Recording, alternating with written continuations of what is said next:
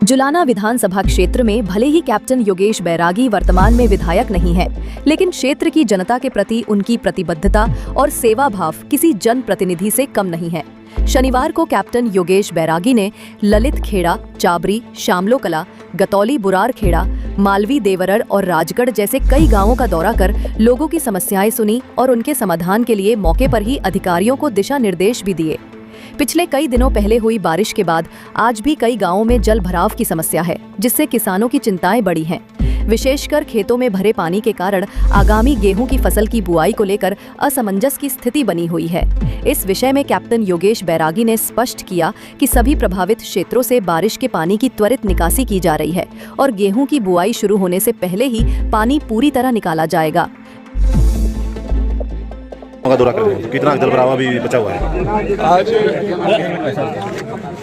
आज जो गांवों के जो दौरे करे हैं, सुबह ललित खेड़ा, चावरी, उसके बाद शामलो कला, निडाना, गतौली, बुराडहर, बराड़ खेड़ा और बुआना के बीच का जो फ्लडेड एरिया है वो, फिर अपने गांव माड़ी के बाद में दौरड़, फिर राजगढ़। इन गांवों के आज दौरे हैं। दो गांव और रह गए हैं जहां मैंने देखा है अभी पानी की जहां परेशानी बाहर निकालने को लेकर के आला अधिकारी साथ भी है, सभी के सभी कमिटेड है पानी निकालने को लेकर के। हमारी ये कोशिश है कि जितना जीरी को पानी चाहिए, जीरी की फसल को पानी चाहिए, उतना पानी खेतों में रहेगा। उसके बाद जितना भी एक्स्ट्रा पानी उसको बाहर निकालने की हमारा टारगेट है अगले 10 दिन के अंदर कि पानी हम जितना भी एक्स्ट्रा पानी उसको बाहर निकाल दें।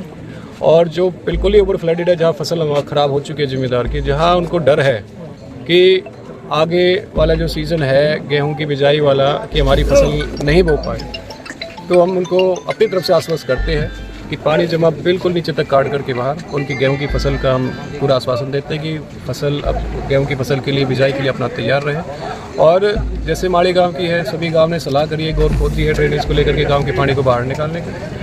3 से 4 दिन के अंदर जब जितना भी इनको पानी उतारना है अपने कंफर्टेबल जोन के हिसाब से पूरा का पूरा पानी बाहर काट दिया जाएगा। उसके बाद में जैसे गांव की रजामंदी होगी, जहां जहां खेतों के पानी का उतारना है वो खेतों का पानी भी उतार दिया जाएगा।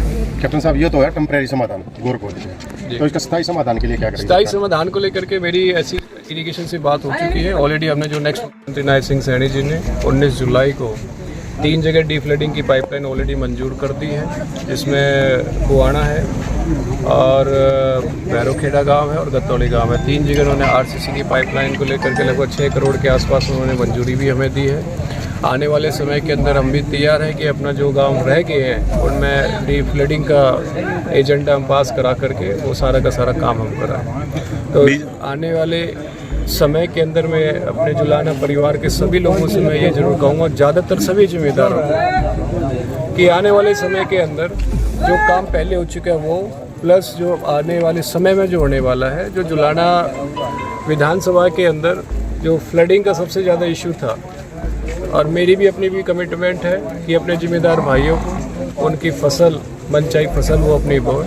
आने वाले समय के अंदर ये जो प्रॉब्लम है, कभी जब बारिश का सीज़न आता तो सबसे ज़्यादा समस्या ये आती है कि हमारी फसल बचेगी या नहीं बचेगी। ये उनके दिमाग से बिल्कुल बाहर काट दें, उनकी फसल बिल्कुल सुरक्षित रहेगी और जो बोना चाहें वो बोएंगे। इसी प्रकार की नई अपडेट पाने के लिए आप बने रहिए YouTube और Facebook चैनल बोल जुलाना के साथ। जुलाना से विजेंद्र पांचाल की रिपोर्ट।